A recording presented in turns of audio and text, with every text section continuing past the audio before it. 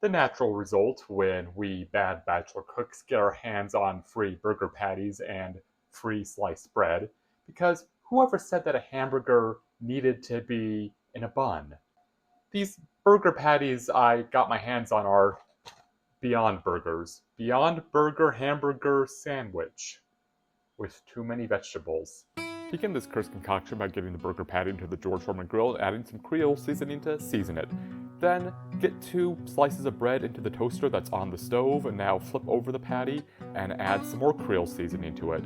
Then continue to let the patty cook for a while, continuing to flip it, and then eventually when it's cooked, or you think it's cooked, you get everything onto a plate, add some Sriracha to the toasted bread, add the patty, more Sriracha, lettuce, tomato, pickles, ketchup, mayonnaise, more Sriracha, and there you have it.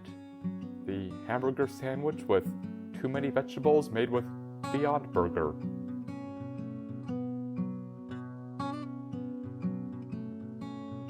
Delicious.